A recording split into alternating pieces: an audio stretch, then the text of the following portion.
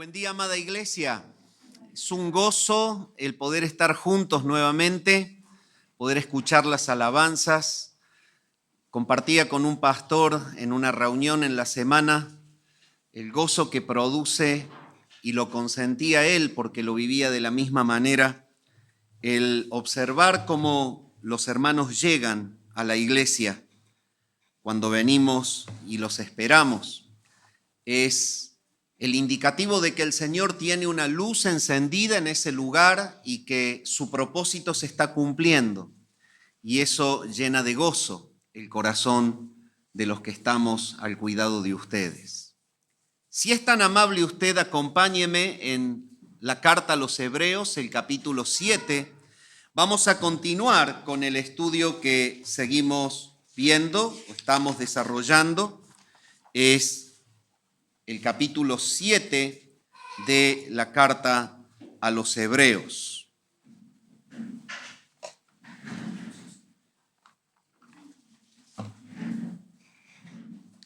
Si usted recuerda, el escritor está haciendo un llamado a los judíos que están habituados a escuchar el Evangelio, que presenta a Jesucristo con todas las bondades profundas que su persona y su obra ha traído: salvación permanente, sacrificio realizado una sola vez y para siempre.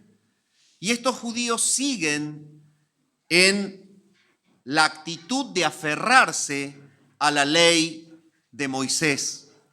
Y ellos siguen aferrados a los antiguos oficios del culto y pretenden darle justamente a esta práctica y a este oficio, que tenía un mensaje que apuntaba a Jesús, le pretenden dar una significancia mucho mayor y quieren quedarse aferrados allí. No dan el paso de verdaderamente descansar en Jesús, confiar en Jesús para obtener la verdadera salvación. Y cuando entramos al capítulo 7, después de que el escritor ha estado hablándoles de que no puede él profundamente presentar el sacerdocio de Cristo, que es el sacerdocio según el orden de Melquisedec, porque ellos todavía son inmaduros y porque por quedarse allí sin creer no estaban capacitados para escuchar las cuestiones profundas de Cristo en relación a su sacerdocio. Entonces, una vez que hace ese paréntesis, el escritor le dice a los creyentes verdaderos de en medio de la congregación: quédense tranquilos ustedes, porque en ustedes se ve la vida. Y la vida se manifiesta en ustedes en algo que es indiscutible. Es el hecho de que tienen un verdadero amor que los lleva a servirse los unos a los otros. Y entonces, una vez que les da el mensaje a ambos, desarrolla la realidad del sacerdocio de Cristo según el orden de Melquisedec. Y vamos a leer el capítulo 7, desde el versículo 11 al 19, que es el párrafo que nos toca desarrollar hoy. Vimos en el sermón pasado que si hay algo que remarcó el escritor para hacer entender a los hebreos incrédulos que el sacerdocio arónico estaba ya decayendo y había quedado a un lado porque había sido reemplazado, fue llevarlos a observar a Abraham, una persona de fe, y cómo había sido bendecido él en el acto de creer, y cómo había él dado los diezmos del botín a Melquisedec, que lo salió a recibir.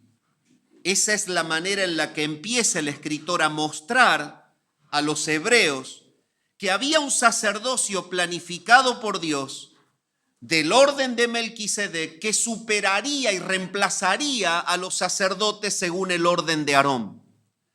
Y la manera en la que él comienza a mostrarles esta verdad para invitarlos a que descansen en Jesús es mostrarles que Abraham dio diezmos a Melquisedec que el Señor se lo presentó a Melquisedec como el sacerdote de él, antes de llamar a Abraham, que sería el simiente del sacerdocio arónico.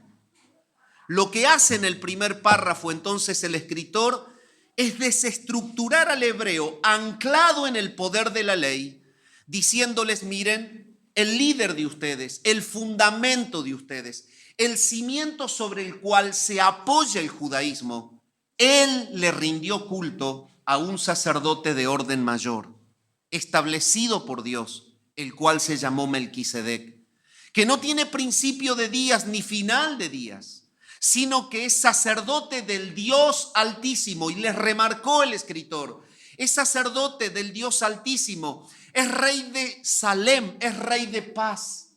Y comenzó a mostrarles cómo ese sacerdote Melquisedec era superior en toda la comparación al sacerdocio arónico, porque era sacerdote y rey, confluenciaban en él las marcas que se verían en Jesús.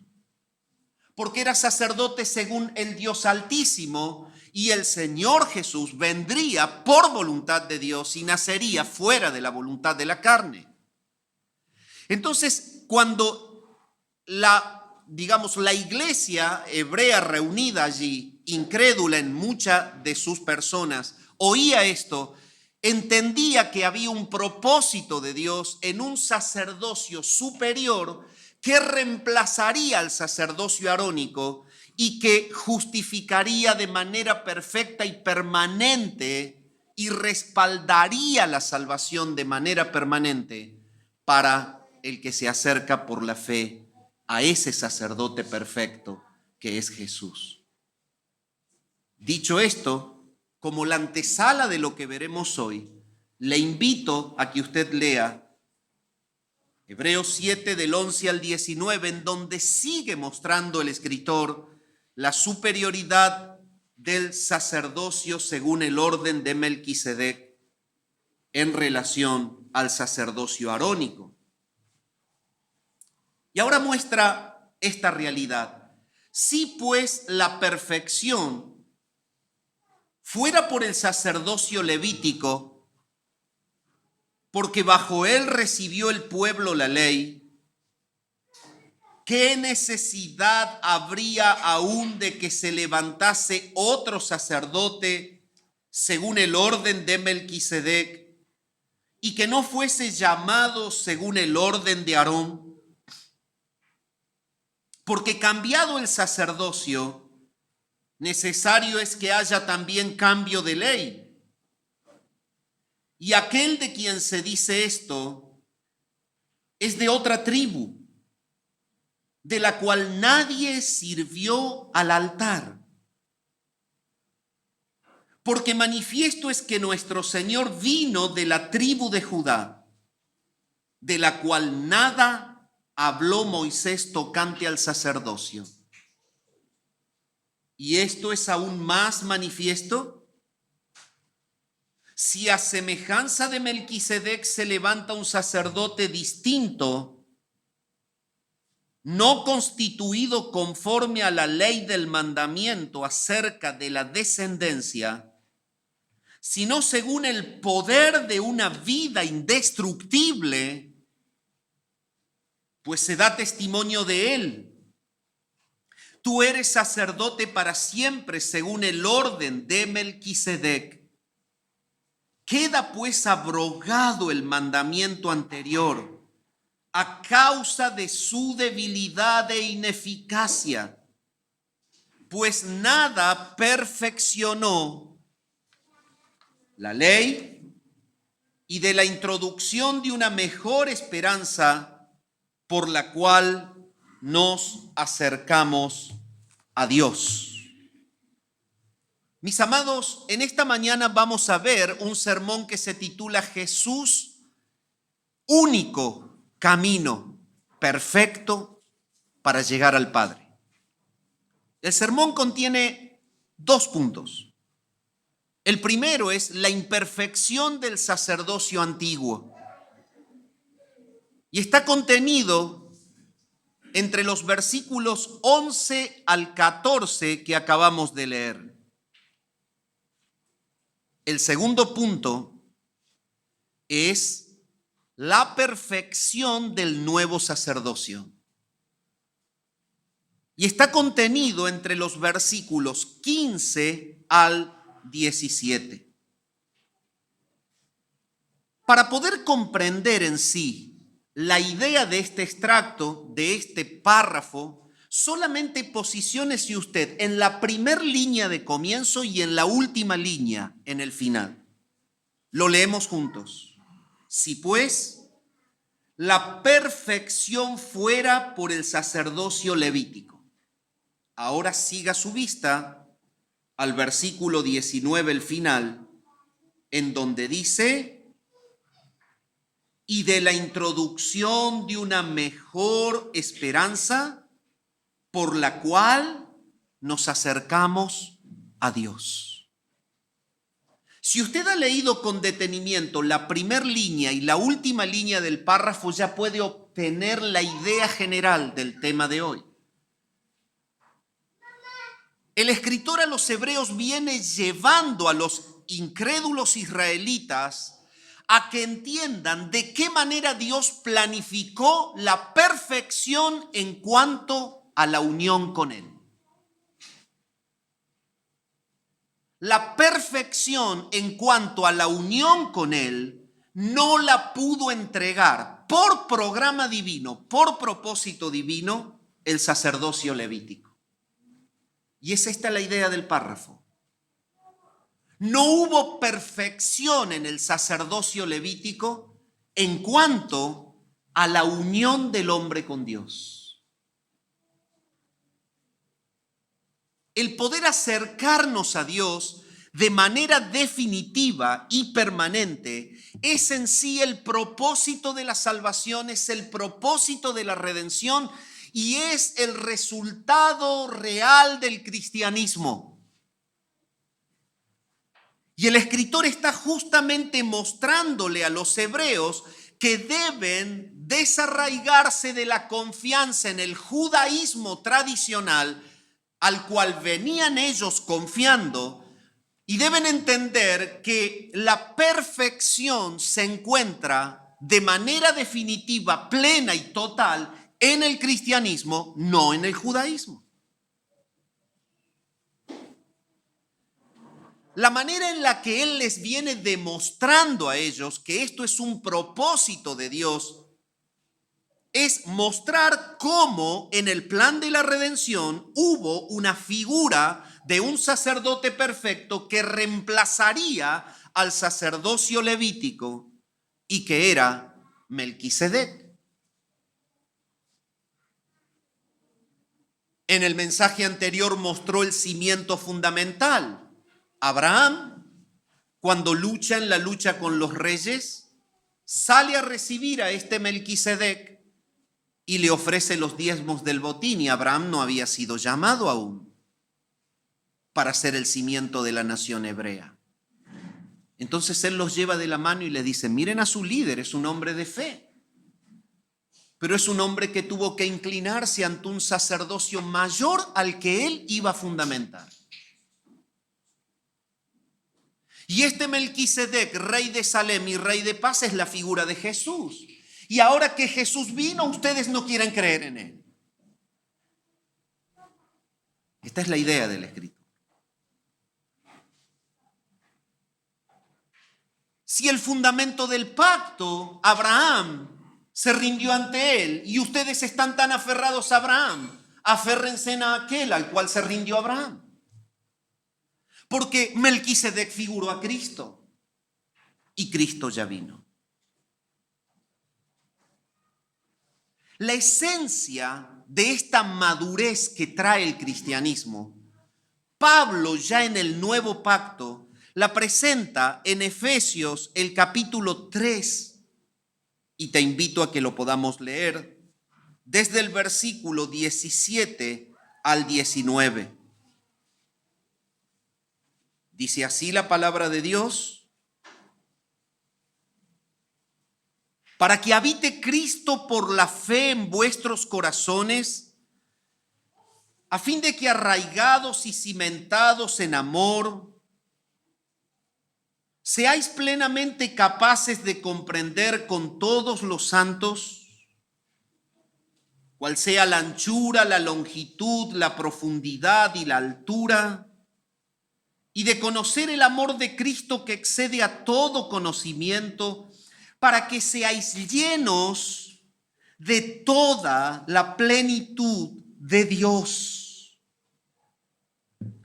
El propósito final del cristianismo es entonces que la persona pueda ser introducida en el lugar santísimo, que pueda experimentar el contacto con Dios, la cercanía a Dios, la comunión con Dios de manera permanente, y solo esto se puede encontrar en Jesús. Entonces, como este es el tema del párrafo, el escritor lo que hace en primer lugar es decirle a los judíos: miren, los voy a llevar por otro camino. Ya les mostré a Abraham cómo Abraham se rindió ante un sacerdote mayor y que es el que figuraba a Cristo. Ahora les voy a mostrar la imperfección del sacerdocio antiguo. Y cuando él les quiere mostrar la imperfección del sacerdocio antiguo, lo hace justamente en estos primeros versículos. Y él les dice: si pues la perfección fuera por el sacerdocio levítico, porque bajo él recibió el pueblo la ley, ¿qué necesidad habría de que se levante otro sacerdote según el orden de Melquisedec, y que no fuese el llamado según el orden de Aarón? Porque cambiado el sacerdocio, necesario es que haya también cambio de ley. Y aquel de quien se dice esto es de otra tribu, de la cual nadie sirvió al altar, porque manifiesto es que nuestro Señor vino de la tribu de Judá, de la cual nada habló Moisés tocante al sacerdocio. Y de esta manera les dice: el sacerdocio antiguo es imperfecto. Es que Dios nunca prometió que el sacerdocio levítico durara para siempre. Nunca lo hizo. No hay tal cosa en la palabra. No hay esta verdad. El Antiguo Testamento se encarga de remarcar que ese sacerdocio sería reemplazado. El Salmo 110:4, lo vamos a leer. Salmo 110:4 nos dice claramente la palabra que va a venir un sacerdote diferente. Y ya el antiguo pacto da esta enseñanza y lo pone en claro. 110:4 dice así la palabra: juró Jehová y no se arrepentirá. Tú eres sacerdote para siempre según el orden de Melquisedec. Entonces, cuando en el antiguo pacto el Señor hace un juramento y dice: vendrá un sacerdote que es para siempre, da a entender que si va a ser reemplazado el que está, va a ser reemplazado porque es imperfecto. Y usted dice: pero ¿y entonces para qué sirve? ¿Por qué lo trajo? ¿Por qué lo constituyó? ¿Por qué el pueblo de Israel tuvo todas las figuras de un oficio sacerdotal? Porque en el propósito de Dios esto apuntaba a Jesús, fue figurativo, fue el mensaje que predecía lo que había de llegar de manera permanente. Nunca fue la permanencia dada a ellos. Y de hecho, la evidencia fue que los sacrificios del sacerdocio levítico debían ser repetitivos. Dios había planificado levantar un sacerdote de un orden diferente, Y de esta manera lleva al pueblo hebreo a que entiendan que si hay un orden diferente es porque es un sacerdocio establecido por Dios y que es de manera diferente al que estaba, que lo reemplaza y que lo sustituye. Para esto tenemos que entender a qué se refiere la palabra cuando habla de perfección. ¿Por qué el sacerdocio es llamado imperfecto? Si usted lo lee, si pues la perfección fuera por el sacerdocio levítico. Esto quiere decir, el sacerdocio levítico es imperfecto. Si hubiese perfección en el sacerdocio levítico, Dios no hubiese planificado reemplazarlo. Y entonces debemos entender a qué se refiere la palabra perfecto. La palabra perfecto se usa en las Escrituras, tanto en el hebreo como en el griego, para hablar de lo que es completo o maduro. Lo completo o lo maduro es lo que da un resultado buscado de manera permanente. Entonces, en Hebreos 7:11, habla de que la perfección no llega por el sacerdocio levítico. Esto quiere decir, la madurez en cuanto al contacto con Dios de manera permanente, nunca Dios lo planificó a través del sacerdocio arónico. La gente no pudo encontrar acceso permanente en la presencia de Dios a través de la ley. No lo pudo hacer. Y no lo pudo hacer porque los sacrificios estaban limitados por la debilidad del sacerdote y por la debilidad de los que ofrecían las ofrendas. El pecado era repetitivo y el sacerdocio debía efectuar un sacrificio repetitivo.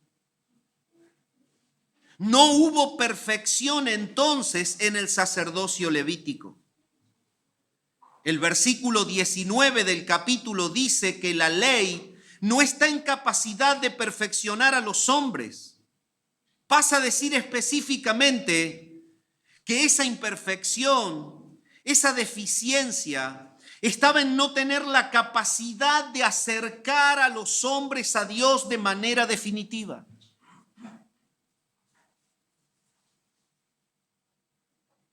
Entonces en Hebreos y en este párrafo, la perfección significa, antes que cualquier otra cosa, acceso a Dios.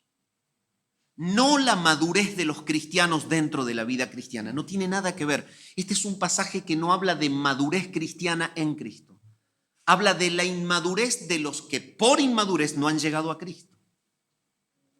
La madurez aquí es llegar a la verdadera unión con Dios por caminar el camino único que lleva a Dios, que es Cristo.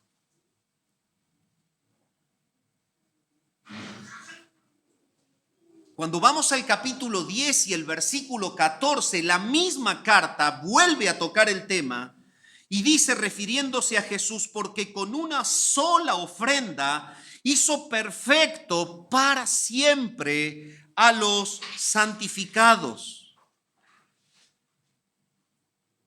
Este texto dice de otra manera y parafraseado que una persona se perfecciona solo cuando confía en el sacrificio de Cristo, porque este es el que le da acceso completo y permanente a Dios. Esta es la persona madura. Y los hebreos incrédulos no habían madurado en esta verdad. Querían seguir aferrados a los oficios, amaban lo exterior y se olvidaban de la esencia. Amaban la figura, pero desatendían el fundamento de ella. Y este es el camino, mis amados, hacia donde la palabra nos lleva a nosotros. Ya no hablo a los hebreos, o no hablo de lo que hablaban ellos, a los hebreos incrédulos. Hablo a los cristianos modernos del día de hoy. Este es el camino que nos hace transitar este párrafo. Amamos las figuras, pero olvidamos los fundamentos.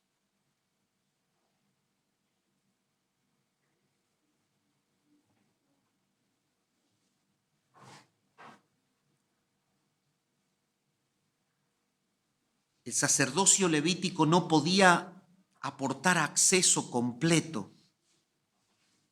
Es por eso que aún en medio del sacerdocio levítico, cuando Cristo viene, posterior a que el último profeta del antiguo pacto lo anuncia y declara que Él es el Cordero de Dios que quitaría el pecado del mundo, Cristo le habla a los que estaban aferrados al sacerdocio levítico y les dice: yo soy el camino, yo soy la verdad, yo soy la vida, nadie viene al Padre si no es por mí. El mensaje de Jesús dentro del antiguo pacto fue descalificar la eficiencia del sacerdocio levítico. Y a los mismos hebreos a los cuales les predica, Él les dice: no pueden llegar al Padre si no transitan el camino para llegar por medio de mí.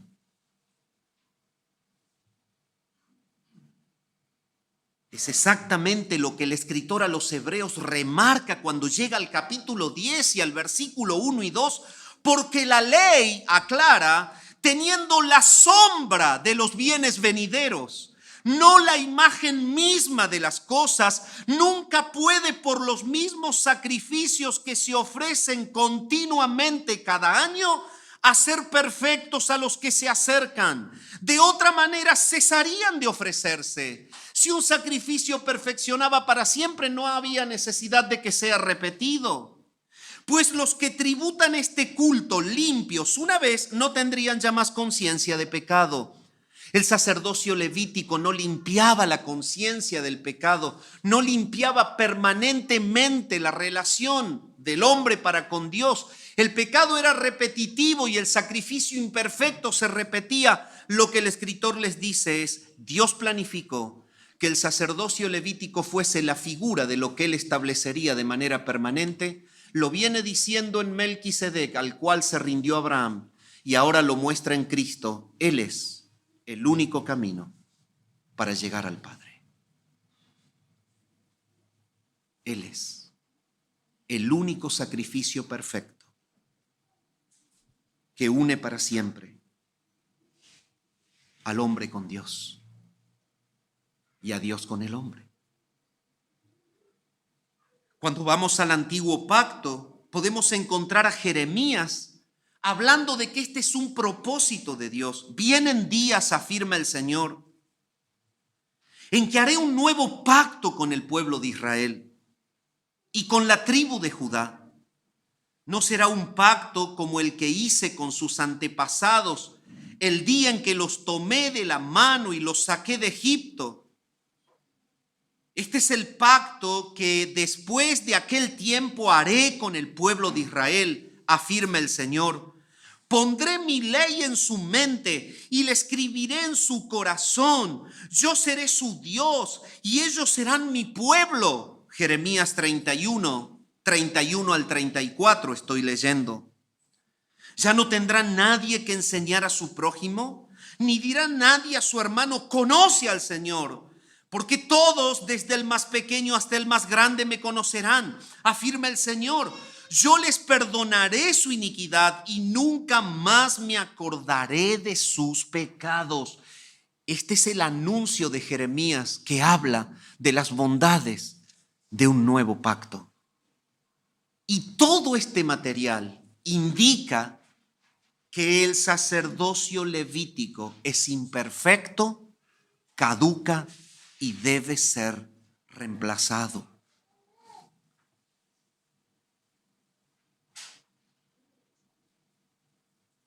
Cuando avanzamos en el texto que hemos leído, dice así: si pues la perfección fuera por el sacerdocio levítico, porque bajo él recibió el pueblo la ley, ¿qué necesidad habría de que se levantase otro sacerdote según el orden de Melquisedec?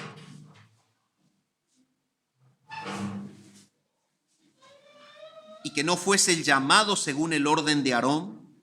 Pero noten esta frase: porque cambiado el sacerdocio, necesario es que haya también cambio de ley. Y aquel de quien se dice esto es de otra tribu, de la cual nadie sirvió al altar. Una vez que muestra el escritor la necesidad de que sea reemplazado un sacerdocio que era imperfecto en cuanto a la madurez, no podía conectar de manera permanente al hombre con Dios. Era ineficiente. Ahora dice y les muestra que cambiado el sacerdocio, es necesario que también sea cambiada la ley. Debe haber un cambio de ley. Cuando la palabra dice que sea cambiado el sacerdocio y que había necesidad de que con esto conjuntamente sea cambiada la ley, el original allí es metatithemi. Meta es un prefijo de mutación. Por ejemplo, la palabra que usamos, metamorfosis, ¿sí?, es una derivada de este prefijo meta, que es una mutación hacia una realidad diferente. Este es el cambio del cual habla aquí. Es que debía ser reemplazado el judaísmo por el cristianismo. Tiene que haber una mutación hacia otra realidad. Por eso es que venía siendo prefigurado en Melquisedec un sacerdocio de otro orden diferente. Porque iba a haber una mutación desde el judaísmo al cristianismo, el cual de una manera madura conecta a los hombres con Dios, aquellos que creen y confían en Jesús. Como el sacerdocio arónico y la ley mosaica estaban tan estrechamente ligadas, un reemplazo, que es a lo que se refiere metatithemi, un reemplazo, ¿sí?, en el sacerdocio también significaba un cambio en la ley. Es que era evidente porque por la ley se estableció ese sacerdocio. Por lo tanto, si caducaba el sacerdocio, el fundamento del sacerdocio tenía que ser movido. Y el punto es, ¿qué les quiere decir el escritor? Porque cuando un hebreo escuchaba esto, es como que si a nosotros hoy se nos moviera el cimiento del mundo. Igual. Imagínese usted vivir en un piso 21 de una torre de estas modernas, o en alguna de las que hay en países desarrollados de 150, 160, 200 pisos, estar arriba y que le saquen el cimiento. Realmente no hay esperanza. Lo único que usted puede ver es que usted se destruye cuando se desploma semejante gigante. El hebreo siente esto. No obstante, con amor el escritor los viene llevando a que entiendan que deben confiar en Jesús. Y si hay un cambio de sacerdocio, hay un cambio de ley, que es la ley que sostiene al sacerdocio, pero es necesario que entendamos esto. Hay varias maneras en las que la palabra se refiere a la ley. Esta ley que cambia es la ley establecida como una ordenanza para establecer, fundamentar y sostener durante ese tiempo de figuras al sacerdocio levítico. Pero nunca se refiere a la ley moral de Dios. Y es este el grave error que se puede cometer. La ley moral de Dios no caduca porque Dios no muta, no cambia. ¿A qué ley se refiere entonces?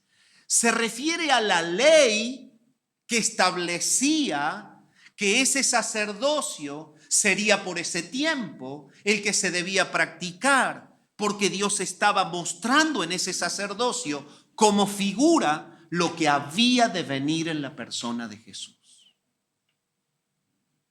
Pero entonces nos va llevando la palabra a una realidad. La ley moral de Dios no cambia. Y entonces,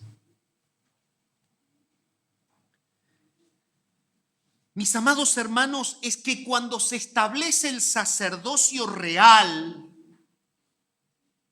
cuando llega Cristo y se produce justamente la caducidad del sacerdocio levítico y se establece el sacerdocio de Cristo, que es perfecto, a través de un sacrificio que es una vez hecho y para siempre, se profundiza el compromiso de evidenciar la ley moral de Dios en los que siguen a Jesús.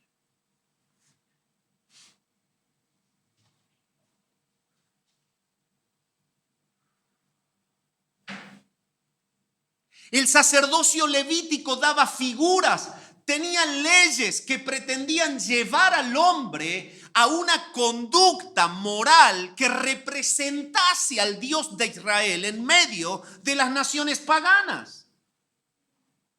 El problema es que la actitud de ellos no podía ser condescendiente con toda la ley, porque cuando transgredían un precepto se hacían transgresor conjuntamente de todos ellos. Pero cuando la palabra dice acá que si se cambia el sacerdocio, es necesario que sea cambiada la ley, lleva a los creyentes o a los que estaban escuchando la carta, a los creyentes a afirmar que debían vivir una vida de santidad basada en la esencia y no en la figura externa. Y cuando lo oyen, los judíos que no daban el paso de creer son llamados a entender que de una manera más profunda el sacerdocio de Cristo en su vida los iba a llevar a mostrar a Dios de una manera más clara. Y es este el punto jugoso de este párrafo, ¿entienden? No es solamente para ellos.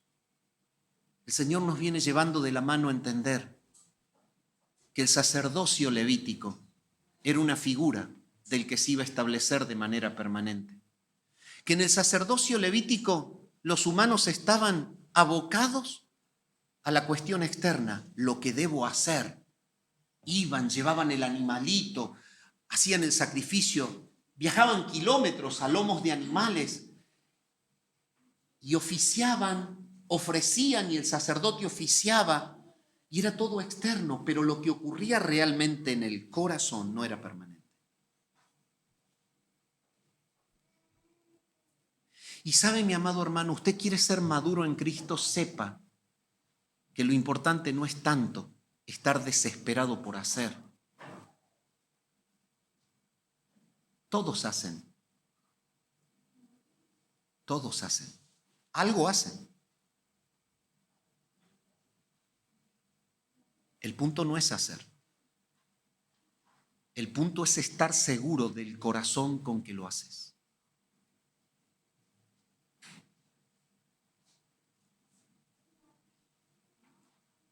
Hacer por hacer tiene más tinte de ley que de gracia. Pero enfocarse en el corazón con que lo haces, eso es estar lleno de la gracia.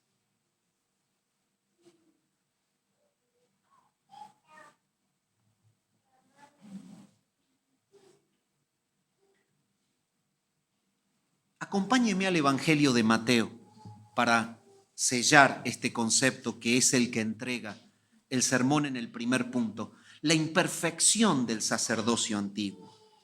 Debía ser reemplazado, debía ser cambiado, pero el cambio por este sacerdocio nuevo de otro orden profundiza en nosotros una nueva ley. Ya no es la ley externa, la de la conducta hacia afuera, la que impacta la retina de los hombres. Es la verdadera relación con Dios la que importa, la que sostiene lo que yo hago por fuera. Porque es hacia allá donde el sacerdocio de Cristo nos lleva. Si usted me acompaña y es tan amable al Evangelio de Mateo capítulo 5, vamos a ver que cuando el Señor viene aún en el antiguo pacto, comienza a mostrarles a los que le escuchan este cambio de ley. San Mateo capítulo 5, el versículo 21 dice así: oísteis que fue dicho a los antiguos, ley, sacerdocio, levítico.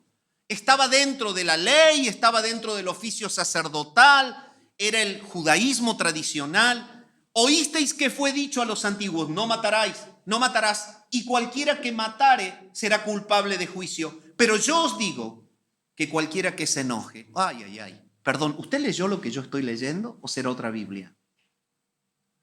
Ese es el cambio de ley. Antes no había que matar. Uy, qué malo, mirá, fue y le pegó un tiro a fulano, a sultano. En Cristo matas cuando te enojas con el hermano. El cristiano violento, el que siempre refunfuña por todo, el que trata mal a los demás, el que no puede pasar un día sin que su entorno se entere de que está enojado por algo, es el que no entendió la gracia. Es el que está ligado a la ley. Pero va a la iglesia el domingo. Sí, eso nunca falta, ¿eh? Pero no importa si yo me enojo contra el hermano. No importa si lo critico, no importa si murmuro, no importa si hablo. Importa que soy cristiano bautista reformado y que me congrego en tal lugar. El pasaje nos lleva de la mano esa verdad. Hay un cambio de ley. El cambio de ley es que no es importante lo externo. En Cristo hay una profundización de la ley moral de Dios, la cual es posible que la vivamos porque en el antiguo pacto el Espíritu Santo trabajaba por fuera, pero leí en el profeta Jeremías la promesa de que Dios habitará en el nuevo pacto dentro de nosotros. Él nos lleva de la mano a hacer posible controlar el enojo.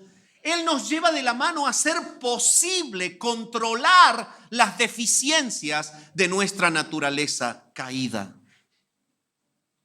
Y sigue diciendo el Señor: yo os digo que a cualquiera que se enoje contra su hermano será culpable de juicio.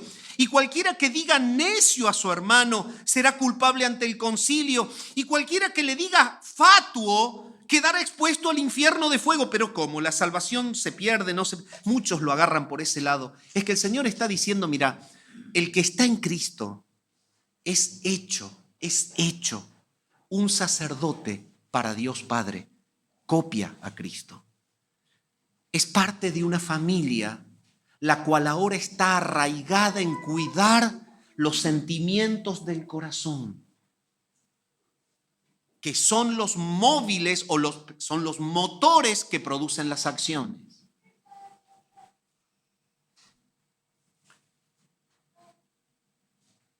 Por tanto, si traes tu ofrenda al altar y allí te acuerdas de que tu hermano tiene algo contra ti, deja allí tu ofrenda delante del altar y anda, reconcíliate primero con tu hermano y entonces ven y presenta tu ofrenda. ¿Qué está diciendo el Señor? El sacerdocio al cual son ustedes convidados deja de fijarse tanto en el rito externo y ahora está observando la realidad de la comunión. Habla de la verdad del corazón.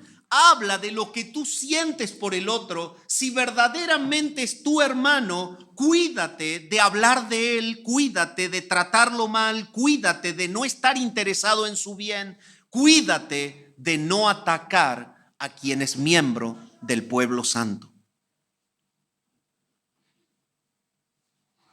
Él les está diciendo esto. Y todavía la iglesia no había arrancado en Hechos 2. Pero el Señor lo que está haciendo es mostrarles que al instituir Él una nueva ley, esa ley estaba ligada a las intenciones del corazón más que a las acciones del cuerpo. ¿Oísteis que fue dicho? Dice el 27, no cometerás adulterio. Yo no toco otra mujer. Ley, es ley. No, yo no toco otra mujer. Pero tené cuidado cómo la mirás.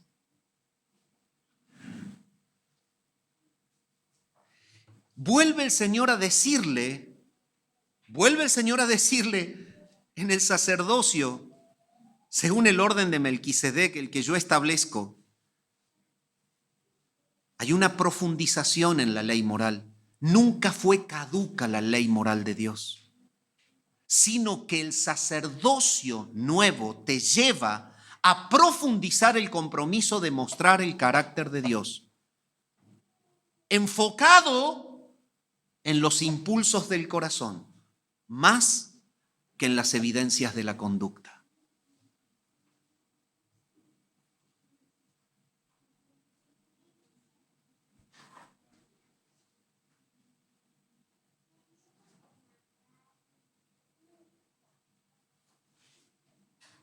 El Señor sigue diciendo: yo os digo que el que repudia a su mujer, a no ser por causa de fornicación, hace que ella adultere, y el que se casa con la repudiada comete adulterio.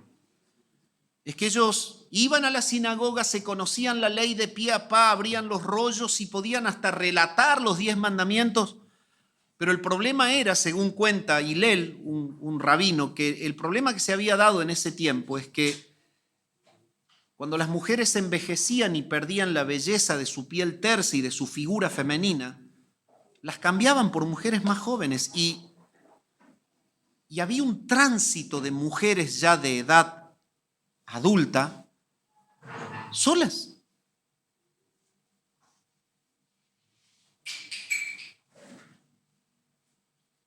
Pero seguían en la sinagoga y eran hebreos y confiaban en Moisés y se creían dueños del cielo y de la gloria. Pero sus mujeres por ahí andaban y ellos con otra más joven. Esto no es mostrar a Dios. La ley de Dios nunca deja de ser en cuanto a su carácter moral. El establecimiento del pacto, sí, porque Cristo vino y le dio punto final al oficio levítico.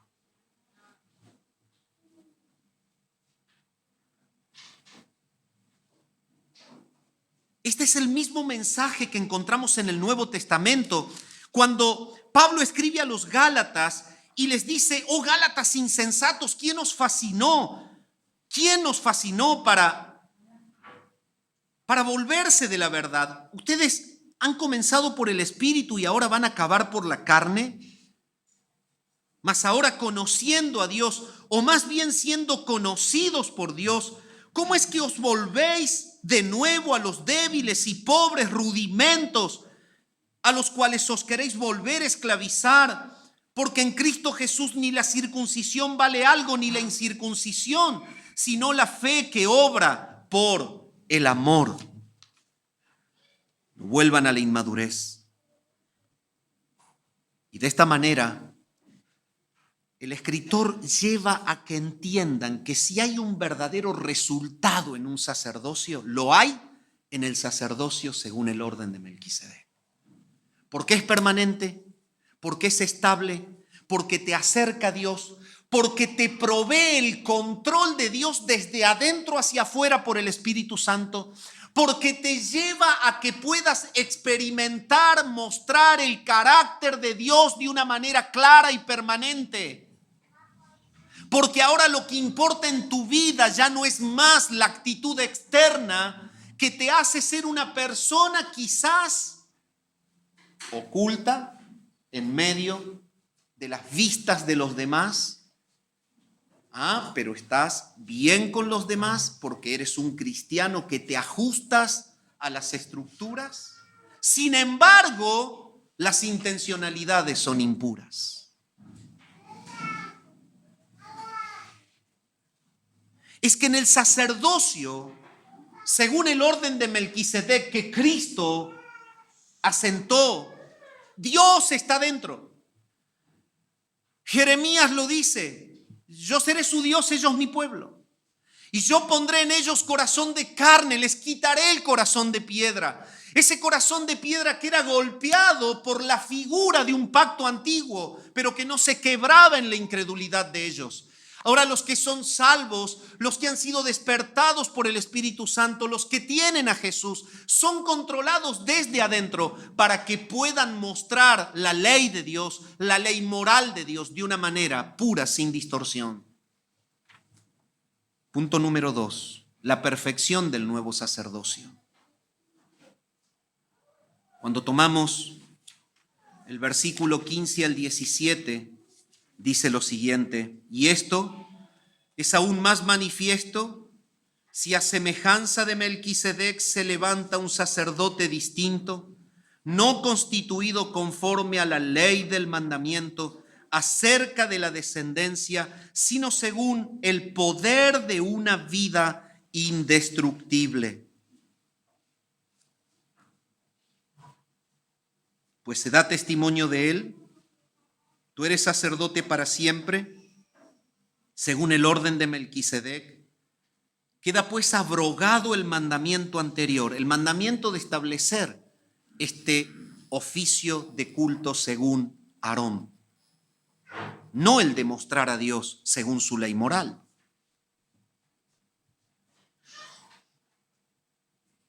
Y esto es a causa de su debilidad e ineficacia, pues nada perfeccionó la ley. Solo fue la sombra de los bienes venideros.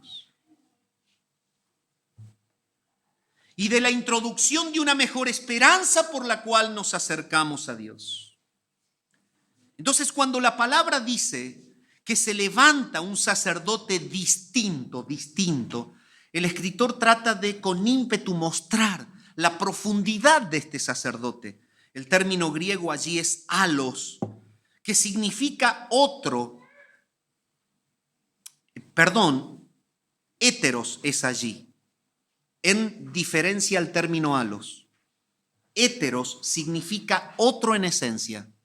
Alos significa otros de la misma clase en el griego. Por lo tanto, hay un juego ahí en dos palabras que las debemos identificar.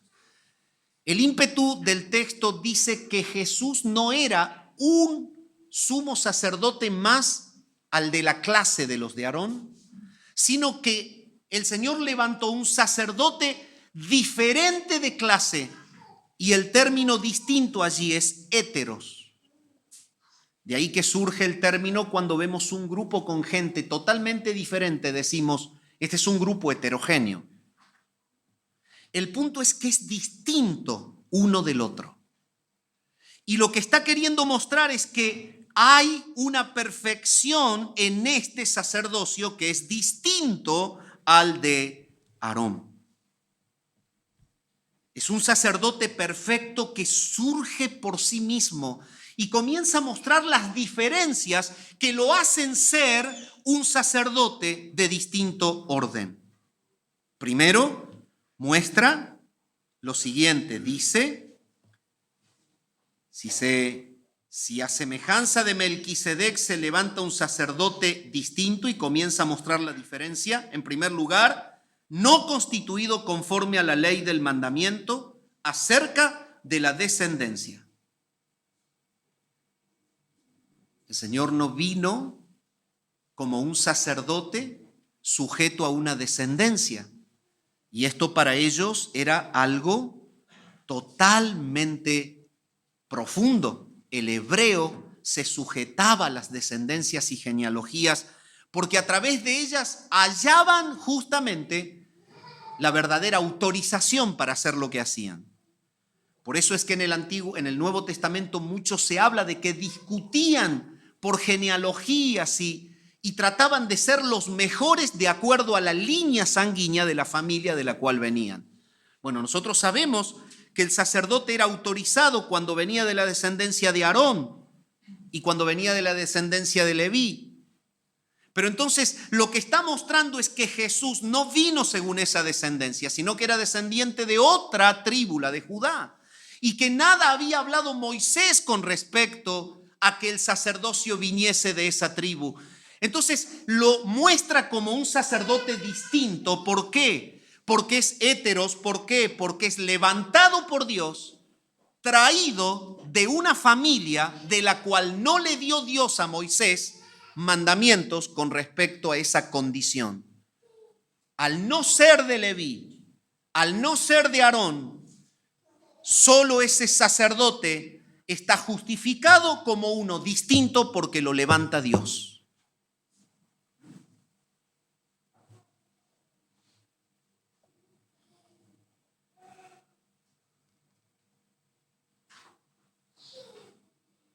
Entonces, ¿es esto lo que está diciendo? ¿Es el propósito de Dios traer a Jesús? Y lo que él ha hecho en la antigüedad con todo el orden sacerdotal es mostrar por la ley las figuras de las cosas que vendrían.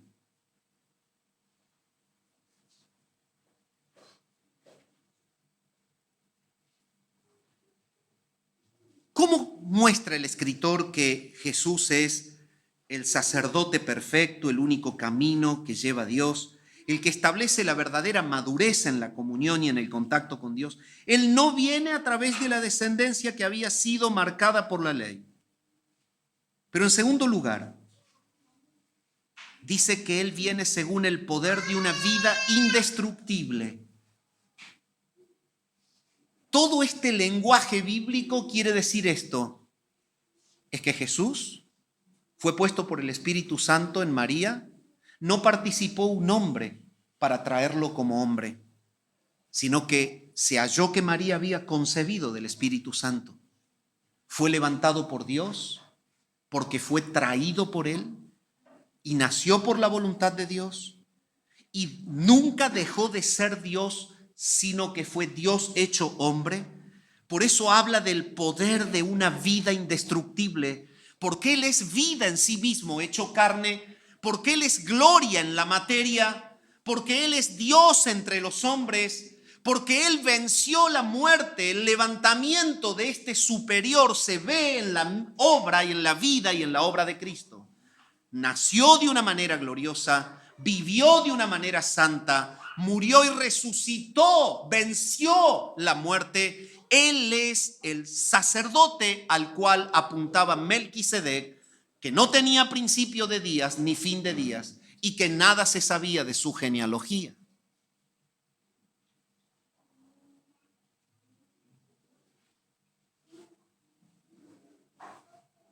Entonces el escritor les dice: ¿todavía les queda ganas de seguir aferrados a lo que ya pasó?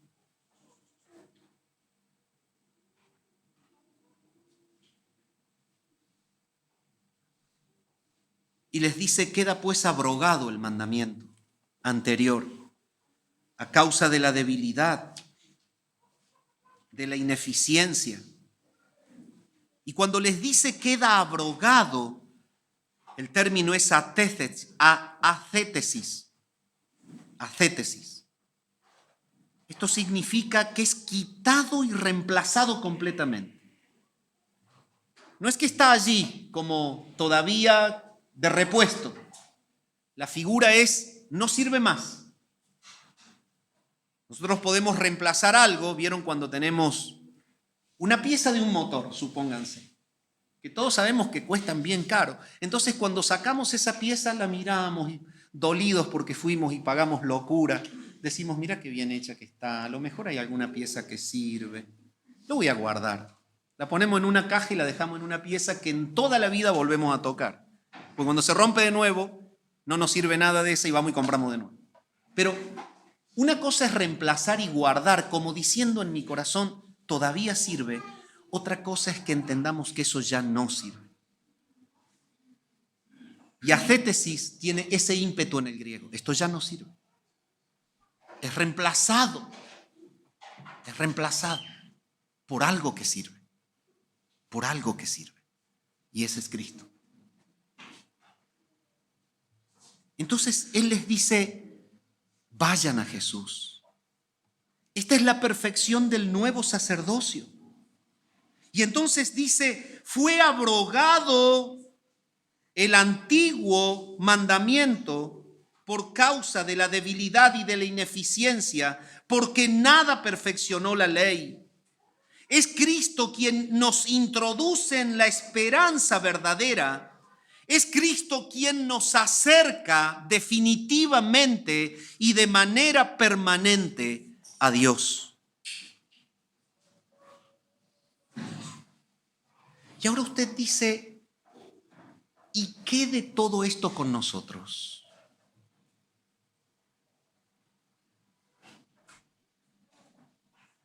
Acompáñenme al libro de Apocalipsis, capítulo 1.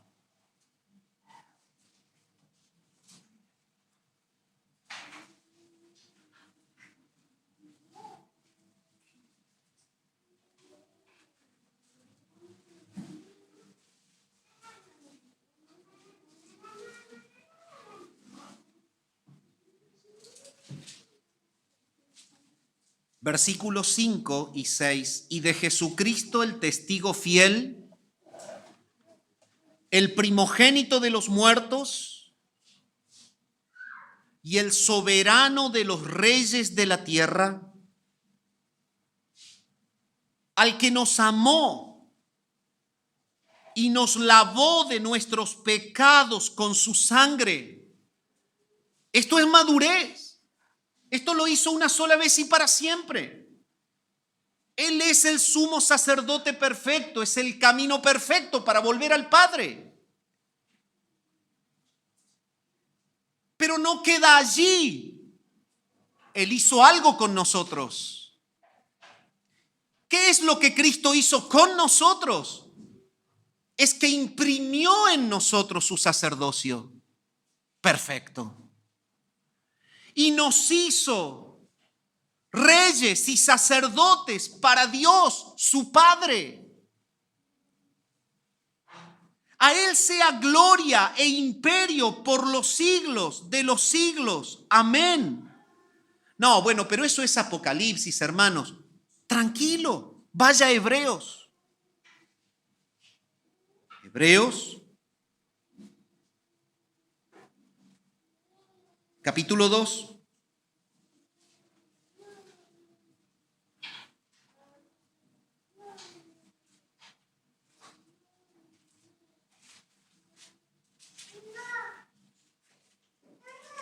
Perdón, estoy equivocando la cita, es Primera Pedro. Primera Pedro, capítulo 2. Se me cruzaron los libros. Primera Pedro, capítulo 2.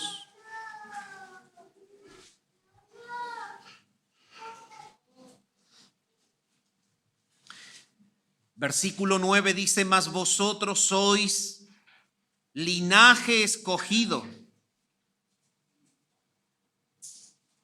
Le está hablando a la iglesia y le está diciendo, dejen de pelear por los linajes y por las autorizaciones que cada uno cree tener, porque desciende de una tribu que es mejor que la otra. Basta. Las figuras externas ya no existen más.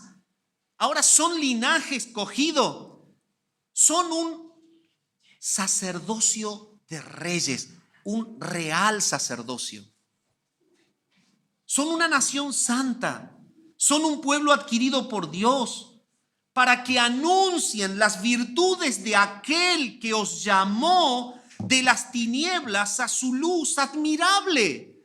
Entonces, cuando Cristo establece el sacerdocio perfecto, constituye a todo aquel que cree en él un conjunto de reyes y de sacerdotes, un real sacerdocio, una nación santa, para que anuncie virtudes. Lo que en el sacerdocio arónico fue planteado por la ley para que los hebreos, copiando los preceptos de la ley, modelen su conducta ética y su moral y muestren a Dios, pero fracasaron idolatrando a dioses paganos. El nuevo sacerdocio de Cristo nos hace a los creyentes una nación santa, un sacerdocio real para la gloria de Dios Padre. Nos da la posibilidad de que anunciemos virtudes de aquel que nos llamó de las tinieblas a su luz admirable. Nos ha empapado de su luz, nos ha inundado de su luz. Hemos sido perdonados en nuestro corazón. Nuestros pecados han sido perdonados y las cadenas del pecado que nos aprisionaban y nos mantenían prisioneros de él han sido cortadas. El punto es que esta comunidad de sacerdotes ahora puede mostrar a Dios. Y es eso lo que dice Hebreos cuando dice, ya fue cambiada la ley. La ley moral de Dios no se muestra más a través de la parte externa. Ahora hay algo más profundo. Es el corazón que provoca actitudes santas. Es a donde tiene control el Espíritu Santo. Es allí en donde se generan las actitudes santas. ¿Cómo entonces es que ¿Somos llevados profundamente a un sacerdocio diferente? Segunda Corintios capítulo 3, el versículo 2. Note usted lo que nos dice. Segunda Corintios 3, 2. Nuestras cartas sois vosotros, escritas en nuestros corazones, conocidas y leídas por todos los hombres, siendo manifiesto que sois carta de Cristo, expedida por nosotros, escrita no con tinta, sino con el Espíritu del Dios vivo, no en tablas de piedra, lo que Jeremías dijo, sino en tablas de carne del corazón. Es que al ser miembros del nuevo pacto somos sacerdotes. Cristo ha impreso en nosotros el sacerdocio de Él. El sacerdocio tenía la función de acercar a los hombres ante Dios, representar a los hombres ante Dios y de traer a Dios hacia los hombres. Nosotros representamos a los hombres ante Dios cuando intercedemos por ellos, pero nosotros traemos a Dios a los hombres cuando testificamos de nuestra madurez en Cristo. De esta manera es el sacerdocio en el nuevo pacto. Somos sacerdotes para la gloria del Padre. Entonces Pablo, escribiendo a los corintios, les dice el cambio que hay en ustedes, la manera en que ya no viven la práctica del pecado como antes. Esa es la carta que muestra que Cristo está en ustedes.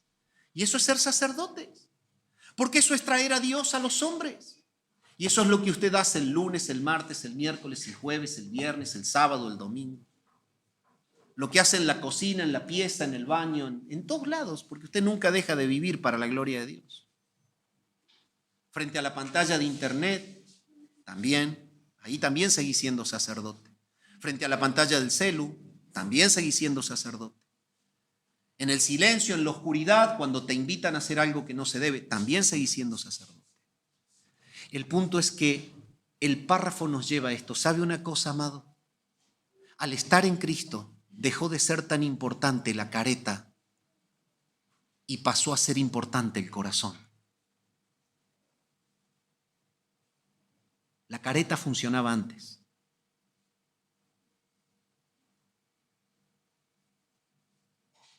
Ahora es el corazón.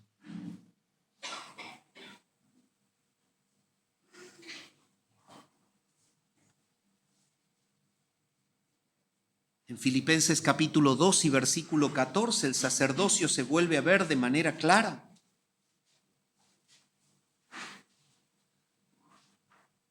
Haced todo sin murmuraciones y contiendas, para que seáis irreprensibles y sencillos, hijos de Dios sin mancha, en medio de una generación maligna y perversa, en medio de la cual resplandecéis como luminares en el mundo. Esto es traer a Dios a los hombres. Pero noten ustedes, sí, nosotros salimos y vamos y nos paramos en una plaza y predicamos, pero vivimos refunfuñando antes de salir. Ufa, qué calor que hace. Mira, yo podría haberme quedado en casa tomando mate y comiendo y viendo tele y el partido. Haced todo sin murmuraciones. El sacerdocio en Cristo se justifica cuando el corazón es santo e impulsa acciones santas para la gloria de Dios, no para ser visto, no para adquirir un lugar de preeminencia, no para poder encontrar algún beneficio en lo que hago. Esto era propio de la antigua ley. Y por último y para cerrar, ¿cómo es que intercedemos ante Dios por los hombres? Mencioné recién el sacerdocio del nuevo pacto en cuanto a acercar a Dios a los hombres. Una vida de entrega total a la santidad. Pero ahora el sacerdocio de Jesús, por el cual yo soy hecho sacerdote según el orden de Melquisedec, según el poder de una vida indestructible, porque usted tiene vida eterna creyendo en Cristo y la muerte ya no puede contra usted. A usted le ha sido otorgada la ampliación. Usted tiene vida eterna. Usted está dentro del poder de esa vida indestructible. Usted puede vivir mostrando a Cristo en su vida. ¿Y cómo usted es sacerdote acercando a los hombres a Dios? 1 Timoteo capítulo 2. El versículo 1 dice: exhorto ante todo a que se hagan rogativas, oraciones, peticiones y acciones de gracia por todos los hombres, por los reyes y por todos los que están en eminencia, para que vivamos quieta y reposadamente en toda piedad y honestidad. Es que el mandato es hecho a los sacerdotes. Escúcheme una cosa: nadie en la sociedad puede orar al Padre en el nombre de Cristo y entrar al trono como lo hace la iglesia. Nadie. Está la gente que cree que Dios lo escucha, pero nadie entra si no es por Cristo. ¿Usted sabe que es un sacerdote según el orden de Melquisedec por estar en Cristo? Por eso yo pregunto a menudo: ¿oraste hoy? Y mira, hermano, le voy a ser franco, porque ahí le surge el sacerdocio de Melquisedec en esa respuesta, ¿no? Le quiero ser franco. Bueno, está bien. Solo 5 minutos y a las apuradas. Bueno, yo te felicito por ser franco, pero eso no funciona. ¿Usted entiende lo que es ser sacerdote, amado? Usted acerca a Dios a la gente. Dios no puede ser visto por la gente. La gente ve a Dios en la iglesia, y si no, no lo ve.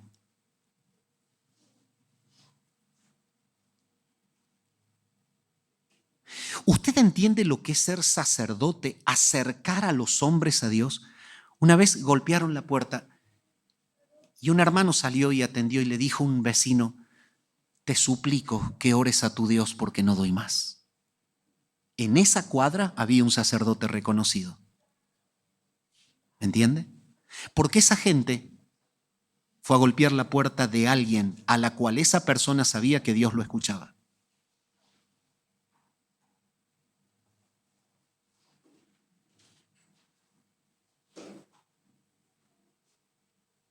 ¿Orás por el presidente? ¿Y qué querés que pida? Me dijo uno. Mirá cómo... Bueno, está filmado, no voy a decir lo que dijo, pero piensa en lo que un argentino dice del presidente. El Señor te pide que ores por su salvación. El Señor te pide que ores y clames por su vida eterna.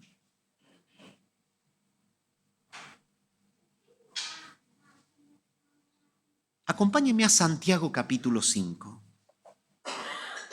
¿Sabe usted lo que usted desperdicia en su oficio sacerdotal cuando no ora? ¿Por qué la epístola habla claramente y dice: entremos pues al trono de la gracia para alcanzar gracia para el oportuno socorro? Porque hay un camino nuevo y vivo el cual Cristo abrió. Es el creyente el que puede entrar y puede llevar a los hombres ante Dios. Ore por los que se pierden, ore por sus familiares impíos, ore por sus hijos con problema, ore por el proyecto de su familia, ore por sus hermanos, ore por su esposa, ore por su esposo, ore por su familia, ore. Usted es un sacerdote, no podía hacerlo el pueblo, lo hacían los sacerdotes, y en Cristo somos sacerdotes para la gloria de Dios Padre. Pero el creyente no ora. Es que no entiende lo que es. Santiago, capítulo 5, versículo 16. Confesaos vuestras ofensas unos a otros y orad unos por otros para que seáis sanados. La oración eficaz del justo puede mucho. Esto es ser sacerdotes que entienden lo que son. Y solo para mencionar, la ministración sacerdotal dentro de la iglesia, cuando nosotros llevamos a los hermanos ante Dios, lo hacemos en oración y lo hacemos con nuestras conductas santas. En San Marcos 9:50 habla de tener paz los unos con los otros. En San Juan 13:34 el sacerdocio se manifiesta en el amor de los unos para con los otros. En Romanos capítulo 12 y versículo 16 el sacerdocio se muestra en un afecto fraternal de los unos para con los otros. En Gálatas capítulo 5 y versículo 15 habla de que el sacerdocio se manifiesta en el servicio de amor de los unos para con los otros. En Gálatas 6:2 dice que llevamos las cargas los unos de los otros y que cumplimos así la ley de Cristo. Esto no es otra cosa más que ser sacerdotes como Él. En Colosenses 3:13 habla de que debemos soportarnos unos a otros. En 1 Tesalonicenses 5:11 habla de que nos debemos edificar, no destruir, edificar los unos a los otros. Y en 1 Pedro 5:5 habla de que nos debemos saludar los unos a los otros. El Señor nos confronta en esta mañana a que entendamos que en Cristo hemos sido introducidos a una nación de sacerdotes reyes con un solo propósito. El primer y único propósito es que sea exaltado Dios y humillado el hombre. En esta nación de sacerdotes en donde estamos, hay un solo ser que recibe gloria. Somos sacerdotes para la gloria de Dios Padre.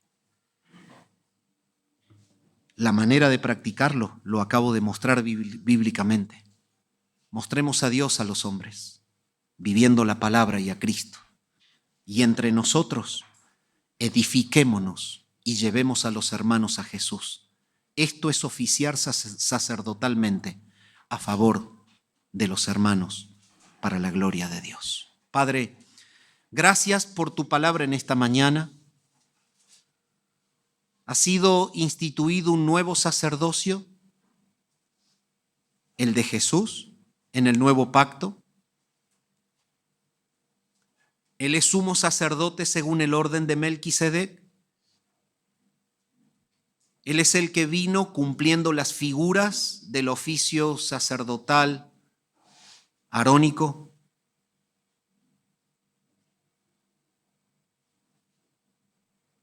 Y Él nos ha hecho reyes y sacerdotes para Dios. Gracias porque en la vida que Cristo trajo, el Espíritu Santo mora dentro nuestro. Conocemos a Dios, hemos sido conocidos por Él. Y en el poder del Espíritu Santo podemos vivir vidas libres del control del pecado. Te clamo, Señor, que la iglesia bíblica entienda su oficio sacerdotal, que pueda mostrar corazones piadosos que producen actitudes verdaderas en medio de los hombres que se pierden, corazones piadosos que producen actitudes verdaderas en medio de los creyentes que se salvan. Y que en el ejercicio de este nuevo sacerdocio se dé gloria a ti, porque este es el propósito de la salvación. Oramos al Padre en el nombre de Jesús.